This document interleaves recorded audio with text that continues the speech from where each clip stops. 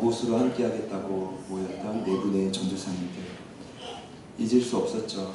갈 길을 몰랐던 저희들이었는데 하나님의 전적인 은혜로 오늘 이 장소에서 2015년 6월 21일 주일 설립 예배를 드리고 정식으로 제자들 교회가 공표하기 시작했습니다. 이 개척 예배가 실제 출생이라면 설립 예배는 동사무소의 출생을 신고한 날짜가 아닐까. 꽤 중요한 날입니다. 이 예배할 때 이 장소가 원래는 순복음 백현목 교회였습니다. 노 부부 목사님이 계셨는데 3년 전에 개척된 이 교회 안에 성도가 없어서 젊은 사역자를 두고 기도 중이었다라고 합니다. 그때 저희들이 왔고 은혜로 만났는데 알고 봤더니 그 노 부부 목사님이 제가 어릴 적 장춘산 성결교회에서 같이 신앙생활했던 집사님 부부였다라는 것입니다. 아직도 생생히 기억이 납니다. 제가 성결신문에 나온 설립예배 광고 이미지를 카카오톡 프로필 이미지 사진에 메인으로 올렸는데 성령의 인도하심을 따라 자기가 사는 집에서부터 북쪽으로 성길교회가 있다라는 음성을 들은 한 청년이 있었습니다. 기도하던 그 자매가 저희 교회 주소를 이미지를 보고 찍어봤더니 정확히 집에서 북쪽이었다는 거예요. 그래서 마침 설립 예배 때부터 함께 했는데 이 자매가 안모 자매입니다. 청년부 회장님이시죠. 이사까지 오고 새벽에도 오고 하나님 선물로 섬겨주시는데 처음 예배 설립 예배 때 이곳이 많이 허전했습니다. 함께 해주신 제자들 교회 가족분들로 인해 저는 여기까지 올 수 있었다고 확신합니다. 가장 힘이 되는 것은요, 한 분 한 분 제자들 교회 가족분들의 수가 늘어날 때마다 결코 모든 분들이 우연히 오신 분이 한 분도 없었다는 것입니다. 한 분도. 제 안에 그런 이제 확신이 들어요. 그래서 얼마 전에 가장 최근에 등록하시게 된 우리 민소리, 민서, 동서 세 자녀의 어머님 계시죠. 김지희 성도님, 제가 어렸을 적에 신앙생활했던 모 교회 선배님이십니다. 여러분 놀라실 수 있는데 아무런 연고가 없는 이곳에서 제 초등학교 8년 선배님을 만나봤어요. 여러분 이것이 우연일까요? 저는 결코 그렇게 생각하지 않습니다. 이 모든 것이 아까 기도해 주셨듯이 태초부터 하나님의 계획안에 있었기 때문에 이 일들이 진행된 거죠. 제 마음에 그런 확신이 있습니다. 때론 힘들고 지치고 어려울 때 부르심의 자리를 가장 지키게 하는 가장 큰 힘이자 원동력은 바로 그 확신입니다. 설립 후 3년 동안 오는 길이 결코 넓은 길 아니었습니다. 결코 쉬운 길 아니었습니다. 부담스럽고 저 안에 불안한 길이었습니다. 그러나 함께 달려주시고 그리고 부족한 종을 위해 눈물로 기도해 주시고 섬겨주신 이곳에 있는 여러분들 성도 한 분 한 분께 진심으로 감사를 드립니다. 제가 1부 때 전도사님들께는 감사한다고 따로 말씀드렸습니다. 너무 감사하죠. 너무 감사하죠. 이번 주 제가 책을 보는데 어릴 적에 제가 꽤 유명했던 미션 스쿨이 있었습니다. 거창고등학교라고요. 그 책을 보면 그 고등학교의 직업 선택 10개명이 나옵니다. 첫째, 월급이 적은 쪽을 택하라. 둘째, 내가 원하는 것이 아니라 내가 필요한 것을 택하라. 셋째, 승진의 기회가 거의 없는 쪽을 택하라. 넷째, 모든 것이 잘 갖추어진 곳을 피하고 처음부터 시작해야 하는 황무지를 택하라. 다섯째, 앞다투어 모여드는 곳을 절대 가지 마라. 아무도 가지 않는 곳으로 가라. 여섯째, 장래성이 전혀 없다고 생각되는 곳으로 가라. 일곱째, 사회적 존경을 바랄 수 없는 곳으로 가라. 여덟째, 한가운데로 가지 말고 가장자리로 가라. 아홉 번째, 부모나 아내나 약혼자가 결사 반대하는 곳이면 틀림없다. 열 번째, 왕관이 아니라 단두대가 기다리는 곳으로 가라. 제가 이 내용을 처음 접하며 제 마음에 큰 울림이 있었습니다. 돌아보면 설립 후 3년의 시간이 비슷하지 않았는가. 예수님이 산상수훈 말씀에 마태복음 7장 13절에 이런 말씀하셨죠. 좁은 문으로 들어가라. 멸망으로 인도하는 문은 크고 그 길이 넓어 그리로 들어가는 자가 많지만 생명으로 인도하는 문은 좁고 길이 협착하여 찾는 이가 적으니라. 저희 제자들 교회가 앞으로 달려가야 될 길은 조금만 기도해봐도 지금보다 훨씬 더 험난하고 험준할 것입니다. 그러나 끝까지 이 길을 포기하지 않으시는 저와 여러분 되시기를 간절히 축복합니다. 옆에 있는 분들께 이렇게 한번 인사해 봅시다. 지금까지 자리 지켜주셔서 감사합니다. 여러분, 다른 거 기대하셨어요. 지켜주셔서 감사합니다. 할렐루야. 저는 지난주에 누구든지 내게로 오라는 제목으로 말씀을 나누었습니다. 이스라엘 큰 절기였던 초막절 7일째 있었던 날이었습니다. 제사장은 수많은 어떤 전통에, 수천 년의 전통에 이끌려서 관습에 따라 당시 성전에서 위쪽으로 올라가면 꼬불꼬불 길이 있어요. 그 길을 올라가면 실로암 연못가라고 작은 연못가가 있는데 거기에서 가지고 간 황금 주전자에 물을 가득 채웁니다. 그리고 그 황금 주전자를 가지고 다시 성전에 와서 제단에 물을 뿌리죠. 이 이유는 간단합니다. 초막절 마지막 행사로 40년의 이스라엘 광야를 생각해보자. 그때 모세가 우리가 목이 말라 목이 없어 갈급해하고 있을 때 그 반석을 쳐서 물을 내어주었던 그 은혜가 다시금 회복되기를 소망하는 마음인 거죠. 실제로 초막절 마지막 때는 우리나라로 따지면 10월경입니다. 여러분, 실제 이스라엘은요 9월에서 10월이 되면 이른 비가 나와요. 이때 이른 비가 오지 않으면 파종과 경작이 불가능합니다. 그래서 그때 비가 와서 이 대지의 많은 땅을 촉촉히 적셔줘야 씨를 뿌리고 파종이 가능합니다. 그 이른 비를 바라는 소망 안에 황금 주전자로 성전에 물을 뿌립니다. 더 나아가서 그 당시 이것을 지켜보고 있던 웅장하게 막 찬양하고 거룩하게 예배하지 않았을까요? 그 예식 때 마지막에, 그렇죠? 근데 이 성도들이 마음속에 이런 고백을 하는 겁니다. 하나님, 우리의 삶에도 이런 이른 비와 늦은 비의 은혜를 허락해 주십시오. 그런데 안타깝게도 그들의 메마름과 이런 갈급함과 이런 엄청난 애식에도 불구하고 당시에는 성령의 임재가 끊어진 지 너무 오래되었습니다. 그랬더니 사람들이 찬양하고 행렬은 참여하지만 의미가 없는 예배. 그때 수많은 인파 속에서 어떤 외침이 들려옵니다. 이런 외침이 터져나갔죠. 인간적인 육성이 아니었습니다. 그 말에는 하나님이 주신 권위와 능력이 느껴졌습니다. 누구든지 목마르거든 내게로 와서 마시라. 나를 믿는 자는 성경의 이름과 같이 그 배에서 생수의 강이 흘러다니라.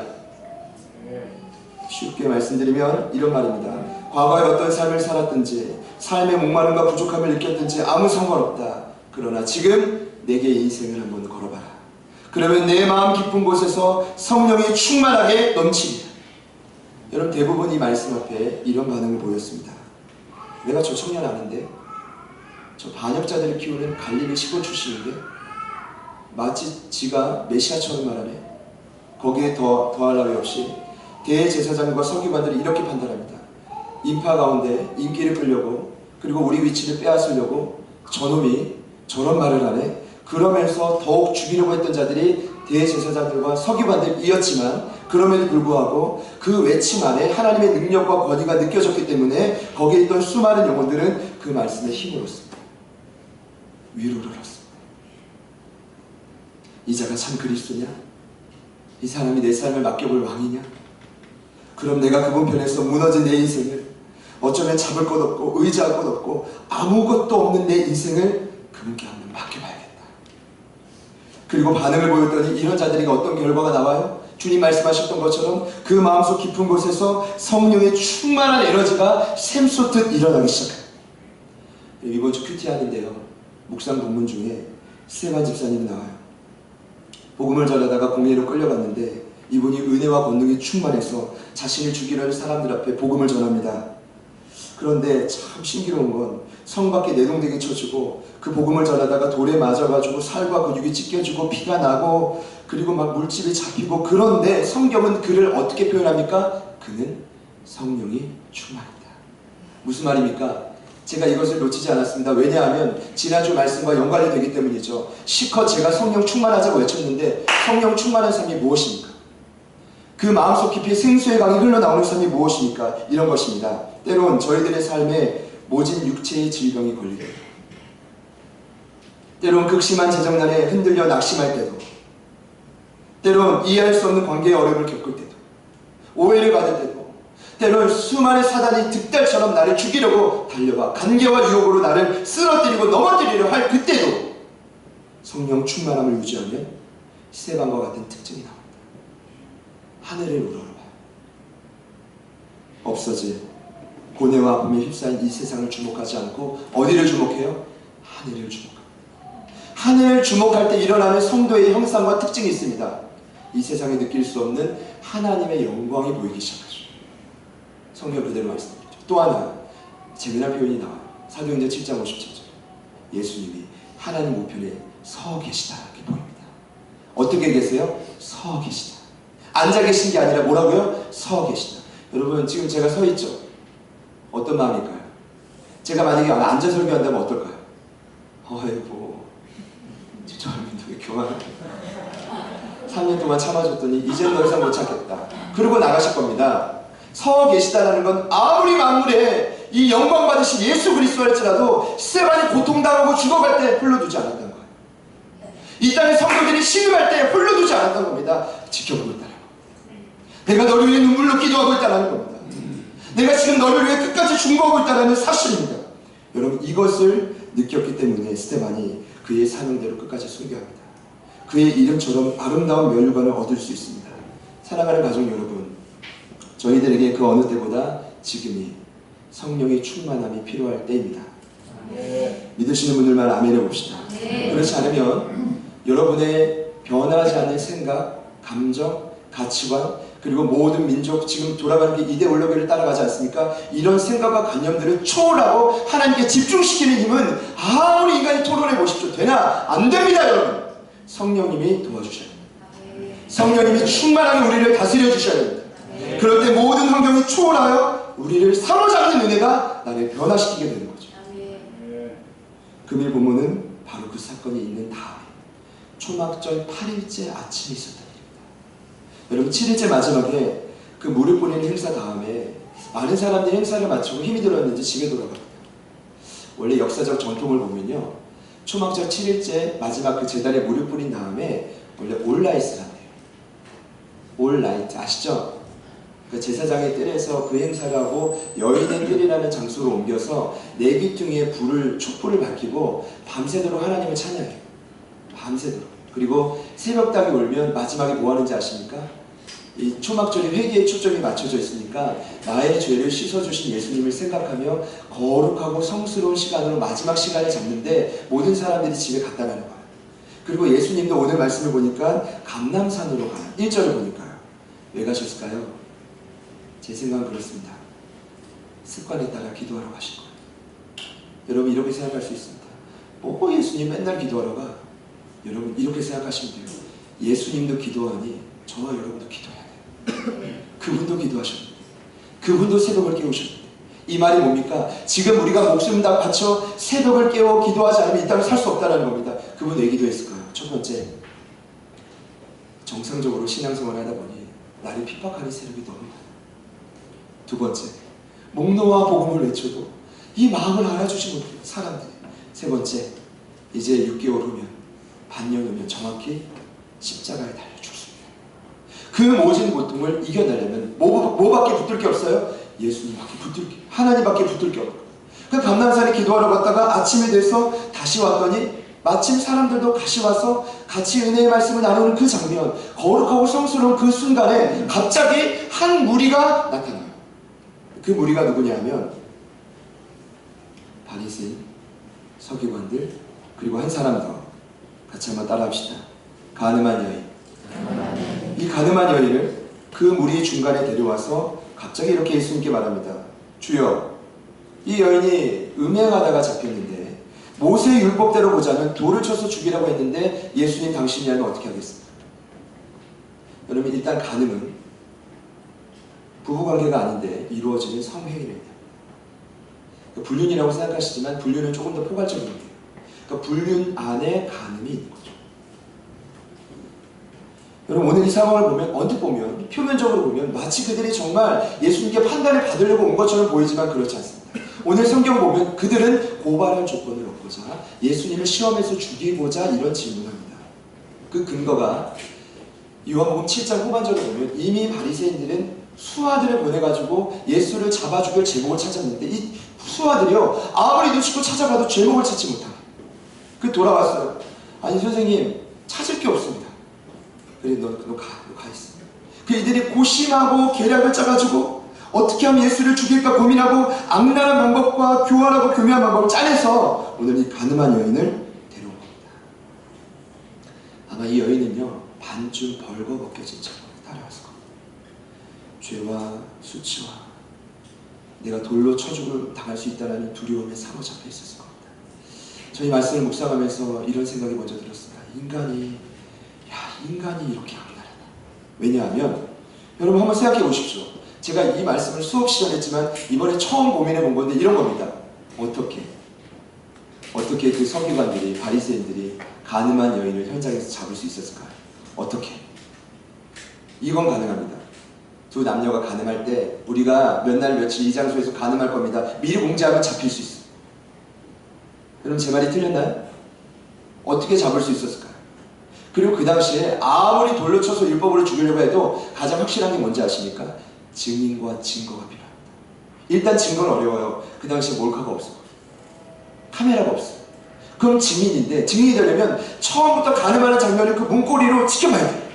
그럼 이게 가능하려면 어떻게 해야 될까요? 신증만으로 안 되거든요. 지금 서기관과 바리새인들 본인이 증인이라는 거거든요. 어떻게 가능했을까요? 제가 생각은 그렇습니다. 돈을 주고 사람을 매수하고. 그게 아니라면 본인들이 이런 생각이 바리새인들 중에 그 가늠한 남자가 있을 수 있어요. 아니면 돈을 줘서 그 남자를 매수했겠죠. 제가 또 하나 궁금한 건 이런 겁니다. 도대체 가늠한 여인은 끌려왔는데 남자는 어디 갔습니까? 남자 어디 갔어요 지금? 여러분 이런 생각할 수 있습니다. 아 성경을 얼핏 보니까 여자는 숫자도 안 세고 남자는 그냥 풀어줬겠지. 절대로 아닙니다. 레위기 20장 10절을 보십시오. 거기 쉬운 성경에 이렇게 나옵니다. 누구든지 남자가 다른 남자의 아내 곧 자기의 이웃집 아내와 가늠하면 가늠한 두 남녀는 함께 사형에 처한다. 이게 율법입니다. 그 남자 어디 갔습니까? 자 도망갔다. 여러분 이 율법사들이 서기관들이 도망간 그 한 사람 못 잡을까요? 얼마든지 잡을 수 있습니다. 그러면 이미 그는 매수된 자예요. 돈을 주고 매수한 겁니다. 시간과 장소를 미리 알려주고 미리 가서 내가 현장을 덮을 때 너는 유유히 도망가라. 우리는 어차피 너는 상관이 없고 여인만 잡아와서 여인을 통해 그들의 목적은 뭡니까? 예수를 잡아서 시험에 빠뜨려 죽이는 것이 목적입니다. 자 여기까지 제가 너무 지루합니까?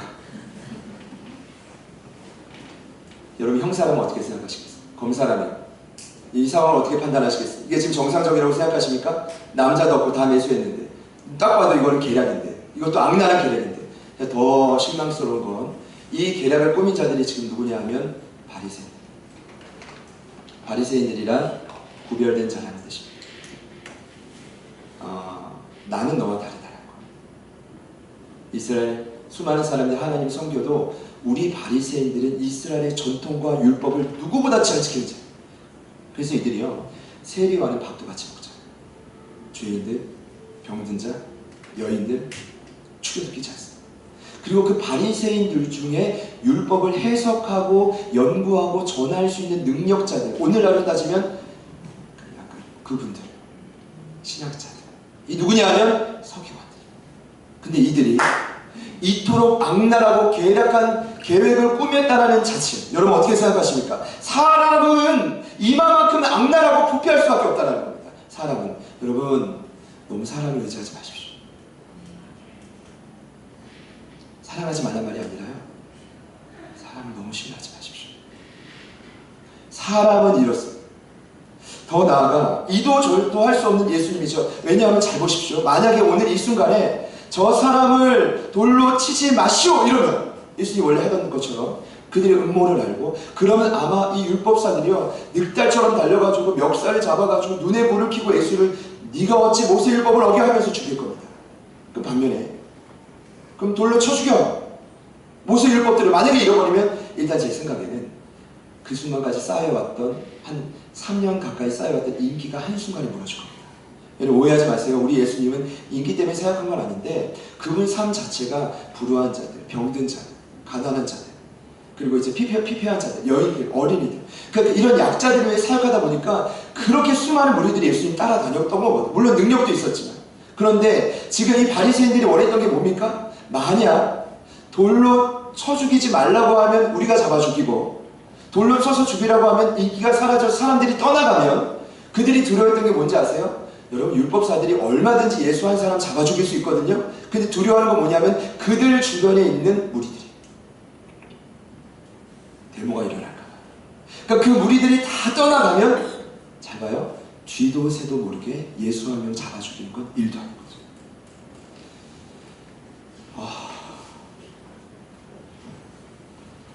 너무 악랄합니다.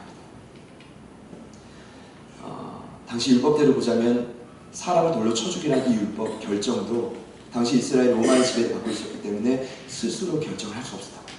그러니까 이래나 저래나 우리 예수님은 지금 모함과 공경에 빠져 있는 거죠. 저는 이 사실을 보면서 다시 한번 말씀드리고 싶은 사실이 있습니다. 오늘 이 말씀을 통해 첫 번째로 나누고 싶은 메시지는 사람은 아주 근본적으로 부패했다는 것입니다. 자신의 이익과 안위를 위해서라면 사람은 얼마든지 위선자가 될 수 있습니다. 얼마든지 잔인하고 포악한 자로 바뀔 수 있습니다. 이 자리에 있는 저와 여러분들. 그리고 그 죄의 종류와 깊이는 여러분 안타깝지만 갈수록 더 심해집니다. 예수님 만나지 못하면. 이것이 오늘 말씀이 전하고 있는 성경의 진리라고 저는 확신합니다. 로마서 3장을 보면 모든 사람이 죄를 범하고 하나님의 영광을 이루지 못했다고 합니다. 무슨 뜻입니까? 이 땅에 있는 한 사람도 예외 없이 그 마음속 깊은 곳에 죄의 뿌리로 거룩한 하나님과의 관계가 깨어졌습니다. 그리고 사망의 지배 아래 살아갈 수밖에 없는 존재가 되어버렸습니다. 그런가 더 놀라운 건 오늘날 수많은 사람들이 자기 자신이 죄인이라는 걸 몰라요. 더 충격적인 건 교회 내에 있는 성도들도 자신의 자랑과 의를 드러내지 자기 자신이 죄인이라는 걸 인정하지 않아요. 저희 안에는 그런 역사가 없기를 소망합니다. 미국의 오렌지 카운티에 가면 지금도 전 세계에서 가장 크고 웅장하고 화려한 예배당이 하나 있죠. 크리스탈 처치, 수족교회. 들어보셨을 겁니다. 본교회는 세계적 부흥사요 교회 성장학자인 로버트 슐러 목사님이 설립한 교회입니다. 근데 이분이 어느 날 갑자기 뭔가 도전을 받으셨는지 이런 말을 선포해요. 저는 앞으로 수많은 자기 다른 제자들에게 앞으로 교회는 일주일에 한 번 오는 성도들에게 죄에 대해서 말하지 마십시오. 기분 나빠할 뿐만 아니라 일주일 동안 얼마나 고단하고 지쳤겠습니까? 그러니 격려해주고 긍정적인 메시지를 전해줘도 부족하다는 거예요. 근데 여러분 놀라운 사실은 이걸 선포하고 그가 이 원칙대로 지켜가기 시작함에 따라 수정교회가 무너지기 시작했다. 성도들은 떠나가기 시작했고 그리고 그 안에 개파 갈등이 시작되고 그리고 슐러 목사님이 퇴임한 후에는 가족 구성원들이 교회의 권력을 다투고 싸우기 시작합니다. 그리고 교회는 파산하고 그 지역에 있던 성당에 매각이 되기 시작합니다. 가톨릭이. 더 충격적인 사실은 저도 이번에 새로 알았는데 2012년도에 신천지가 대표적인 이단이죠. 그 미국 오렌지 카운티의 수정교회에서 말씀 집회를 했다는 사실. 왜 했을까요? 이단인 거 몰랐을까요? 아니요. 돈이 필요했던 거죠. 이것이 현주소입니다. 어디서부터 시작됐습니까? 내가 죄인인 것을 모르는 그 순간부터.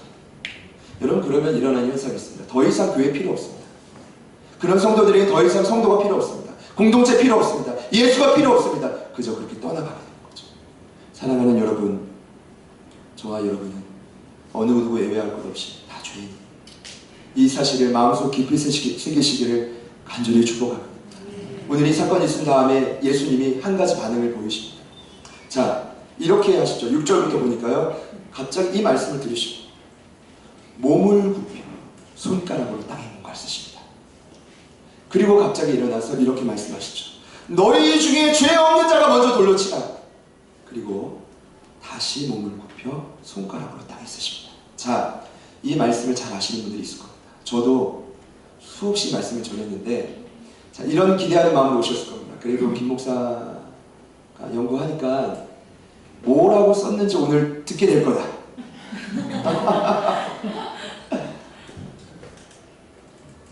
안타깝지만 예수님이 뭐라고 썼는지 저는 모릅니다. 성경 어디를 봐도 나와있지 않습니다. 근데 제가 이 시간에 확실히 말씀드릴 수 있는 두 가지가 있습니다. 첫 번째, 예수님께서 뭔가를 쓰고 일어나서 너희 중에 죄 없는 자가 먼저 돌로 치라. 이때 시간이 어느 정도 흐른 다음에 한 사람도 남김없이 그 자리를 떠나갔다. 한 사람도 남김없이.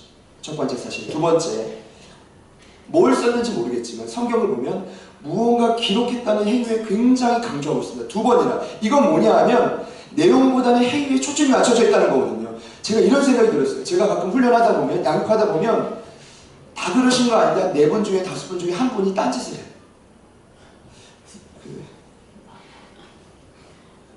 저 성년이 맥이라는데 노트에다가 예수님이라고 적어요. 그리고 그림까지 그리고 어떤 사역자분들은 종이접기까지 해요.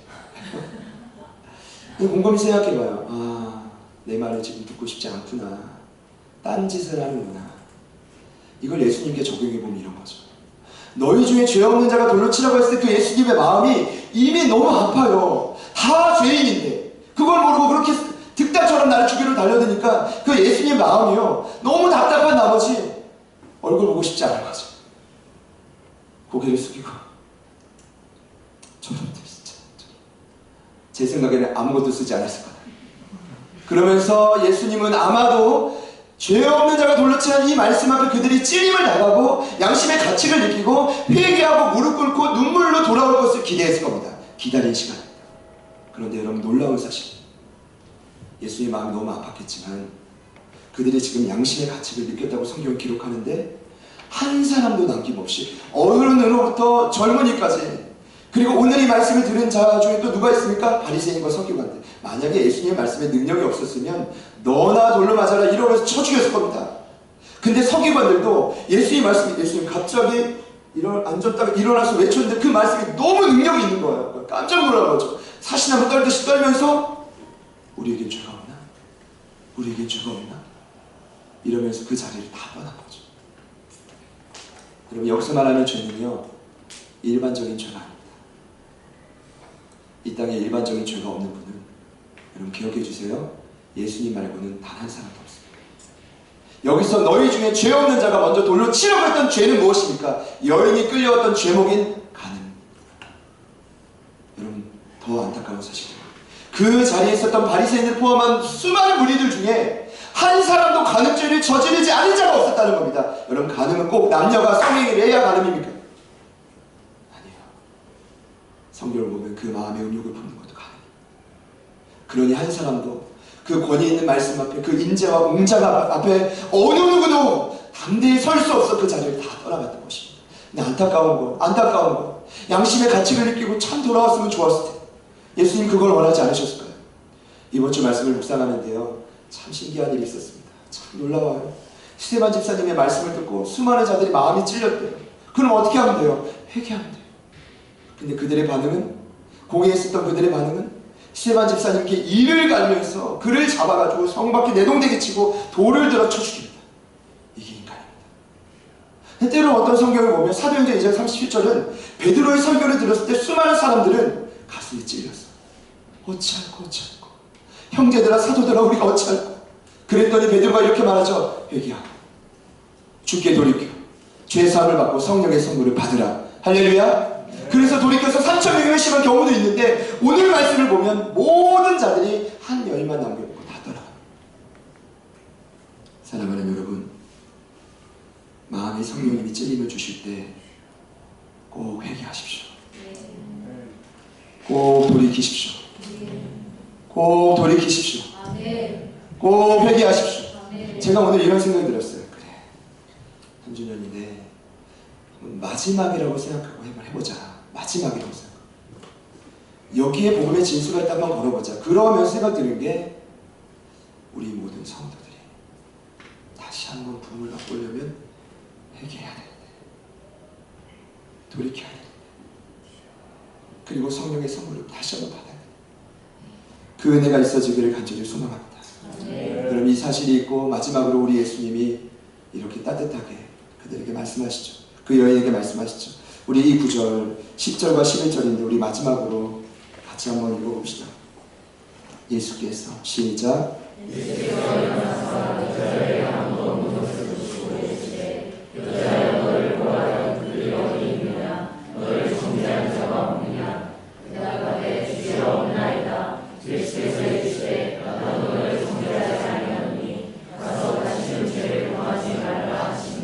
아멘. 11절 초반에 보면 예수님이 여자를 보시고 주변에 아무도 없는 것을 보시고 따뜻한 음성으로 말씀하십니다. 여자여, 너를 고발하던 그들이 어디 있느냐? 너를 정죄하던 그 자들이 어디 있느냐? 여인이 대답합니다. 주여 없나이다. 이때 예수님께서 매우 중요한 말씀을 주십니다. 이게 오늘 여러분 제가 두 번째로 나누고 싶은 어쩌면 오늘 이 말씀의 가장 중요한 핵심입니다. 같이 한번 따라해 봅시다. 나도 너를 정죄하지 아니한다. 보십시오. 제가 이제 수업 때도 이걸 연구하고 발표도 듣고 부끄럽지만 이번에 제가 처음 한 사실은 이게 그냥 그래 너를 정죄하지 않는다, 용서했다 이게 끝이 아니라 저 의문이 드는 거예요. 여러분 세상 사람들 이 광경을 보면 의문이 들지 않을까요? 아니 예수님 그 죄에 대해서 철저하신 그분이 하나님 죄에 대해 철저한 그분이 어찌 아무리 여인이 계략에 끌려와도 음모에 끌려와도 이 여인의 죄를 이렇게 쉽게 용서해 주냐 이거죠. 쉬운 용서. 너무 가볍지 않아요? 여러분 이런 생각 들지 않습니까? 이런 반문 들 수 있지 않을까요? 그럴 수 있습니까? 없습니까?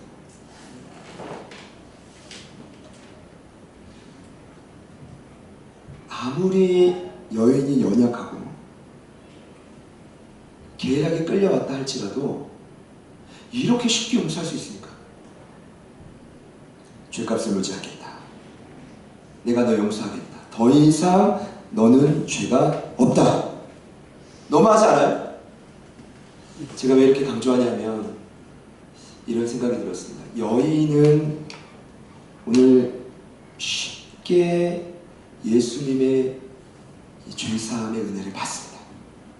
그런데 결단코 여인 편에서는 쉬운 것일지 몰라도 우리 하나님 편에서는 쉬운 결정이 아니었습니다. 무슨 말이냐? 오늘 이 여인에게 죄의 용서의 말씀을 전하고 있는 예수님의 마음에 지금 어떤 그림이 있는지 아십니까? 이제 6개월 후면 우리 예수님은 정확히 십자가에 달려 오진 고통을 당하고 돌아가십니다. 이렇게 죽겠죠. 아마 지금 여인이 겪는 수치와 아픔은 비교할 수 없을 정도의 고통이 따라오는데 밤새 식물 당하시고 채찍질 맞으시고 침뱉음 당하시고 돌에 맞아 이 여인이 당한 돌보다 훨씬 큰 돌에 맞아 찢기시고 그리고 마지막에는 발가 벗겨진 채로 여러분 온 몸에 대못의 구멍이 나는 피를 흘리며 십자가에 달리시고 그것이 끝이 아니라 아주 오랜 기간 동안 그곳에서 수많은 자들의 조롱과 욕과 침뱉음을 당하며 서서히 죽어가는 고통이 누구의 고통입니까? 예수님의 고통입니다. 여러분 이게 쉬운 것입니까? 오늘 그분은 그 여인을 용서할 수 있는 힘과 근원이 어디서 나왔습니까? 그냥 내가 너를 용서할게 이게 아니라 지금 그 여인에게 죄사함을 선포하면서 예수님에게는 어떤 사건이 지금 기록되어 있습니까? 내가 6개월 후에 너를 대신해서 돌에 맞을 거다. 내가 6개월 후에 너를 대신해서 모든 수치와 조롱을 다 당할 것이니 여러분 예수님 편에서는 결코 쉬운 용서가 아닙니다. 여러분 이런 생각이 들었어요. 오늘 이 여인을 보면서 여인을 그냥 받아들였을 겁니다. 이거 몰랐을 겁니다. 근데 마치 우리들의 모습과 너무 비슷하다. 저와 여러분들도 언젠가는 예수 믿고 구원받았습니다. 할렐루야. 그 안에 성령이 선물로 임하였습니다. 믿으시죠? 그런데 그 순간 우리는 그 영생의 선물을 받았지만 우리 편에서는 너무 쉬웠는데 하나님 편에서는 그 아들 독생자 예수를 생명을 맛바꿔 주시고 그런 생각이 들더라고요. 요즘에 이제 아이들이 좀 힘들다가 회복이 되고 나니까 이 부모에게 자식이 얼마나 소중합니까? 부모에게 자식은 전부인데 하나님 편에서는 하나밖에 없는 자식을 생명을 그 여인과 맞바꿔 준 것이 어찌 쉬운 일입니까요? 그러면서 이런 생각이 들었습니다. 우리는 그 은혜를 잊어버렸구나. 그 엄청나고 고귀하고 생명을 맞바꿔 주는 그 은혜를 우리는 잃어버리고 쉽게 생각할 때 오늘 예수님이 한 가지 말씀을 더 하십니다. 이 말도 이해가 되잖아요. 같이 한번 따라합시다. 가서 다시는 죄를 범하지 말아라. 그건 기가 막힙니다. 왜냐? 우리는 구원받고 여전히 죄를 짓고 살아요. 근데 오늘 예수님이 가늠한 여인, 여러분 가늠한 여인이 보통 여인입니까? 제가 생각할 때는 훨씬 더 일상생활에 자신을 유혹하는 거리가 너무나 많은 여인입니다. 죄를 지을 가능성이 많아요. 너무합니다. 그런데 예수님이 왜 이렇게 긍정적이지? 왜 이렇게 좋게 생각하지? 여러분, 이런 말이 아닙니다. 예수님은 지금 이미 6개월 후의 사건을 예언하는 거죠. 이런 것입니다. 제가 생각할 때 이 여인이 당장은 몰라도요, 이 말씀과 은혜를 경험하고 돌아간 다음에 제가 확신한 건데, 예수님이 십자가를 지실 때 골고다 언덕길을 십자가 지고 올라갈 때 말이죠. 누가복음 23장을 보면 12제자들은 다 도망갑니다. 남자들은. 근데 그때 울며 따라간 여인들이 나와요. 아마 그 중에 한 사람이 이 가늠한 여인이었을 겁니다. 과거의 그 은혜를 잊지 못하는 거죠. 그리고 끝까지 십자가 앞에서 그분이 어떻게 나를 대신해서 죽어가는지를 지켜봤을 겁니다. 그리고 예수님이 승천할 때 명령 주셨죠? 기다려라. 약속된 성령을 기다려라. 그래서 아마 마가의 다락방에 모였던 120명 중에 한 사람이 이 여인이었을 가능성이 큽니다. 그리고 그 여인이 언젠가 성령의 충만함을 믿고 자신의 삶으로 돌아가 무뎌지고 아무것도 없는 내 인생에서 그 모든 죄의 유혹을 이길 수 있는 성령의 충만함을 믿고 드디어 살아가게 되는 거죠. 그때 이 여인이 생각났을 겁니다. 아무도 없이 떠나갔던 그 자리에서 다시는 가서 죄를 범하지 말라는 주의 말씀이 이런 뜻이었구나. 사랑하는 제자들 교회 가족 여러분, 우리 모두는 두 눈을 가지고 있다고요. 그래서 그런지 몰라도 잘 보세요. 누군가의 잘못과 죄악들은 너무 잘 봐요. 판단하고 정죄하고 이걸 심지어 즐겨합니다. 성경이 말해요. 사람은 남의 눈에 있는 티는 보지만 자신 눈에 있는 뒷볼을 보지 못한다. 제가 저를 봐도 내 탓하는 것보다 남 탓하는 게 훨씬 싫어요. 훨씬 유들해요. 그게 자연스러워요. 근데 오늘 말씀을 보니 가늠한 여인, 이 사건을 보니 가늠한 여인뿐 아니라 그 여인을 잡아 끌고 온 바리새인과 서기관들도 죄인입니다. 그 자리에 함께했던 주의 말씀을 듣고자 배우고자 했던 모든 자들도 죄로부터 자유한 자가 아무도 없습니다. 사랑하는 여러분, 주님의 은혜가 느껴지지 않으십니까? 왜 그런지 아십니까? 나는 주님 없이도 살 수 있는 의인이라고 여러분 생각하기 때문에. 사랑하는 여러분, 만약 오늘 예수님이 이곳에 오셔서 가늠하지 않은 자 나와서 돌로 치라. 누가 자신있게 나올 수 있습니까? 저를 포함해서. 그런 자가 있다면 나와보십시오. 주님 앞에서 어느 누구도 스스로 죄인이 아닌 자가 없습니다. 그런 우리를 위해 여러분 예수님이 약속해 주셨습니다. 여인은 죄사함을 받았습니다. 가서 다시는 죄를 범하지 말아요. 여러분 쉽게 생각했는데 제가 생각할 때요, 너무 쉽게 순간적으로 생각했는데 주님 편에서 보니 이게 쉬운 일이 아니었습니다. 결코 가볍게 주어진 것이 아니었습니다. 고귀한 예수님의 생명과 맞바뀌어진 것입니다. 그런 죄인인 저와 여러분을 위해 오늘 예수님이 그 은혜를 허락해 주시고 더 나아가 성령의 선물을 약속해 주셨습니다. 그 은혜를 경험하는 자, 더 이상 세상 속에서 아무리 이 땅의 삶이 숨막히고 힘이 들고 치사하고 더럽고 어려워도 예수님의 은혜를 단 하루에 단 1분이라도 그 은혜를, 고귀한 은혜를 맛보는 자가 있다면 저는 확신합니다. 아무리 이 땅의 삶이 힘들고 숨막혀도 능력 있게 이기며 살아갈 수 있습니다. 그 은혜가 회복돼야 됩니다. 그 은혜가 회복돼야 됩니다. 그 은혜가 회복돼야 내 삶에 더 이상 죄를 짓지 않고 날마다 성령님과 동행하며 살아가게 되는 것이죠. 쉽게 주어진 은혜 아닙니다. 목숨값과 바꿨습니다. 우리 똑바로 살아야 돼요.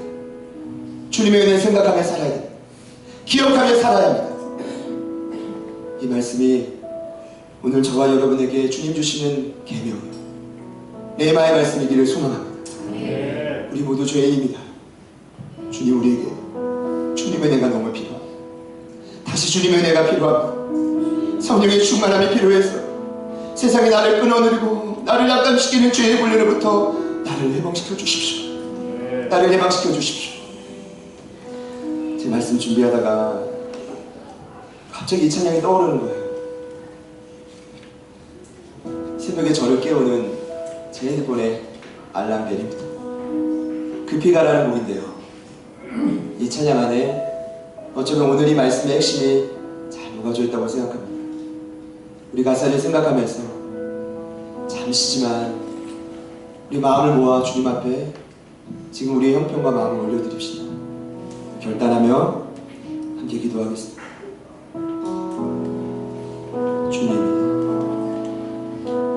주님이 가신 길 골고다 십자가 나의 죄 위하여 홀로 가신 길 걸음걸음마다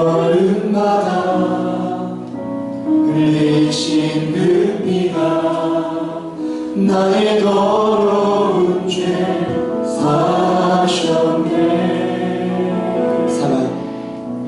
상한 나의 마음 지친 나의 영혼 주님의 십자가 회복하네. 주님의 그 피가 나를 구했네. 영원한 생명을 주셨네. 나 이제 알았네. 그 피의 의미를, 눈물의 의미를 나는 알았네. 자기를 내어주어 세상을 구했네. 그 피가 나를 구했네. 그 피가 나를 구했네. 그 피가 우릴 구했네. 주님의 그 사랑이 나를 구원했네. 주의 사랑이 우릴 구원했네. 나 이제 자유하네. 모든 죄 사해졌네. 당신을 구하시려 이 땅에 오신 주, 난 이제 그 피로 영원히. 이 시간 여러분들을 초청합니다. 오늘 말씀을 들으시는 가운데 주님 내가 가늠한 여인입니다. 주님 내가 바리새인과 서기관들입니다. 주님께 가슴이 찔려도 회개하지 못하는 그 죄인입니다 라고 생각하시는 분들이 있다면 두 손을 가슴에 모아보시겠습니다. 다시 한번 이 찬양 고백하실 때 그 피가 어떤 과정으로 이루어졌는지, 그 피가 결코 손쉽게 주어진 것이 아님을 깨달으면 주님 내 죄를 사하시고 주님 나에게 다시 한번 생명을 주시고 나에게 다시 한번 이 땅을 살아갈 힘과 능력을 허락하여 주십시오. 가늠한 여인을 일으키는 그 힘과 능력, 주님 우리에게도 그 은혜를 베풀어 주옵소서. 그 은혜를 베풀어 주옵소서. 한번 더 고백합시다.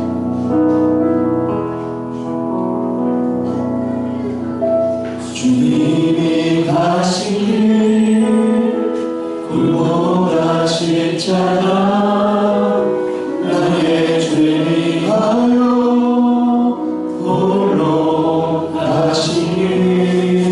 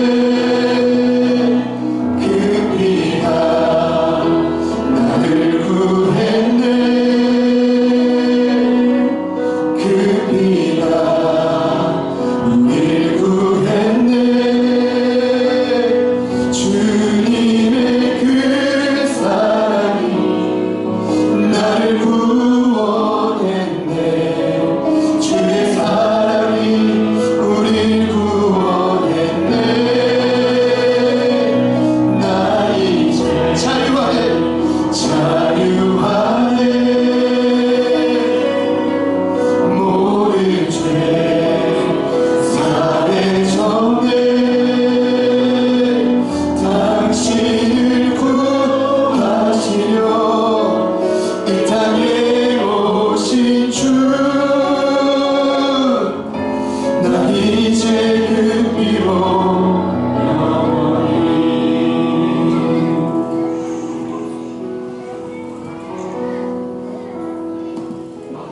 살아계신 하나님, 그 피로 우리를 구해 주시니 감사합니다. 우리는 너무나 쉽게 수많은 죄악들로부터 자유케 됐다라고 매번 선포하고 말하고 고백하지만 이것이 주님 편에서는 결단코 쉬운 일이 아니었습니다. 결단코 가벼운 일이 아니었습니다. 자신의 모든 생명을 고통 중에 십자가에 못 박고 주신 하나님의 참 은혜였음을 깨닫게 하시니 감사드립니다. 주님, 이 은혜를 기억하는 자, 어찌 이 땅을 살아가며 내 뜻과 내 고집대로 살아갈 수 있겠습니까?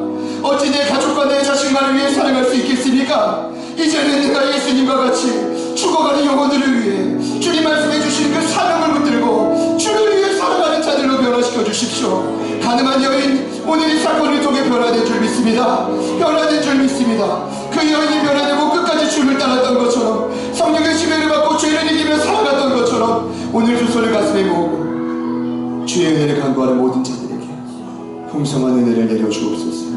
기대합니다. 우리를 소생케 하소서. 우리를 다시금 살려주십시오. 다시금 새벽을 끼우고 기도의 자리로 나오게 하여 주십시오. 세상의 어떤 부유함보다 주를 만나는 것이 중요함을 깨닫게 하여 주십시오. 먼저 그의 나라와 의를 구하게 하여 주십시오. 아버지, 우리의 생각과 우리의 마음과 모든 가치관을 바꿀 성령님을 기대하며 예수님의 이름으로 간절히 축복하며 기도드립니다. 아멘.